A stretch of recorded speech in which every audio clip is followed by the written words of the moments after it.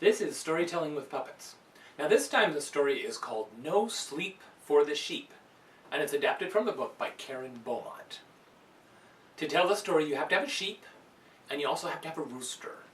And then you can have just a few other farm animals. You don't have to go exactly from the book. I have a pig and a duck and a cow and a horse. But you can use fewer if you want to. That's just what I use. It's a nice rhyming book, and here's how it goes.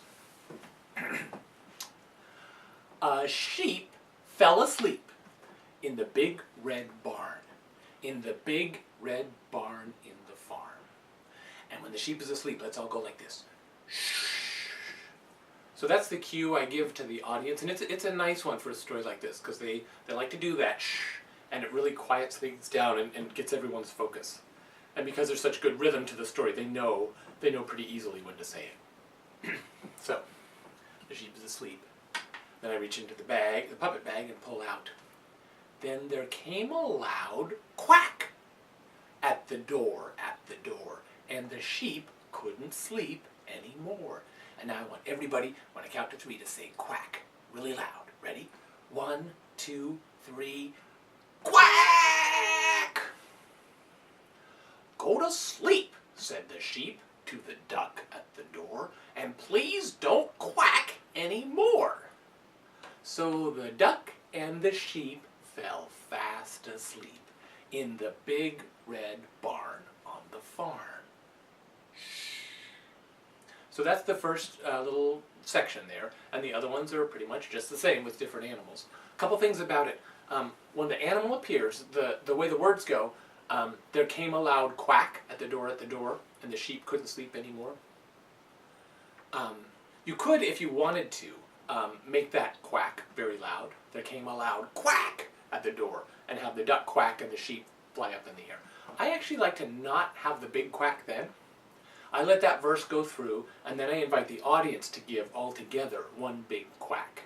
And that just brings them into the story a little bit more and makes it a little more dramatic. So it seems to work. You could do it either way, but I like to do it that way. So sheep and duck are asleep. Another nice thing, it doesn't matter what order you do, you just reach down in there, and whatever puppet you pick out, as long as it's not Rooster who has to come last, is fine. Then there came a loud oink at the door, and the sheep couldn't sleep anymore. Ready? And by now they're ready to say it with you. Oink! Go to sleep, said the sheep to the pig at the door, and please don't oink anymore. So the pig and the duck and the sheep fell asleep in the big red barn on the farm. Then, and by now they know exactly what's going to happen, they just don't know what animal it is, so you can hesitate a little bit. Then there came a big moo at the door, and the sheep couldn't sleep anymore. Ready? And everyone by now will be saying, moo!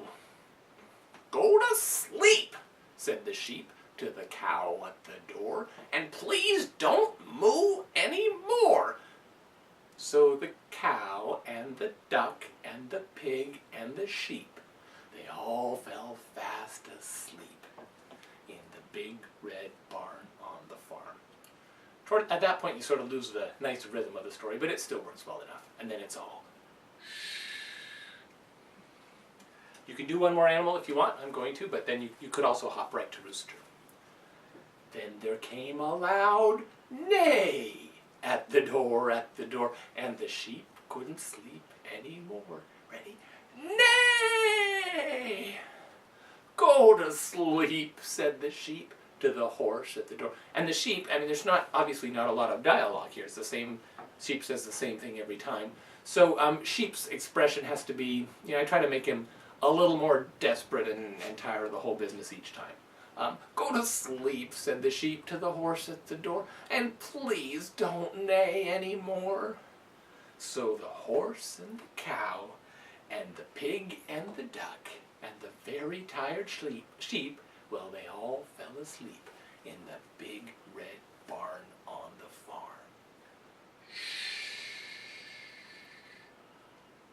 Then, and finally we get the big ending. Then, and now we don't do the same verse. We just say, okay, everyone, we're going to do a really loud cock-a-doodle-doo. Ready? Cock-a-doodle-doo! Wake up, all of you! And everybody wakes up, so you toss them in the air. Hey, sheep! That means you too!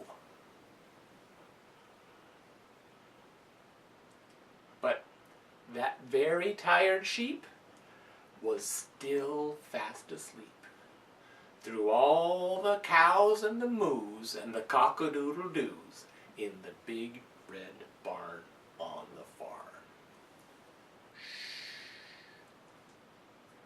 And that's how the story ends. So that last verse, you do change it up a little bit and have everyone give the big cock-a-doodle-doo. You take all your puppets and just throw them up in the air and try to catch them if you can, but you don't have to. And then when sheep doesn't fall asleep, because actually sheep is, I kind of use sheep to help me throw the other animals, so he's actually awake for a minute, but most kids don't notice it. So then you get him back down on your lap. And then just to accentuate it, you have Rooster sort of look at sheep and recognize that he's not asleep while you say that last verse about the very tired sheep was still fast asleep. And that's the end of the story. So there is one way to tell the story called No Sleep for the Sheep with puppets.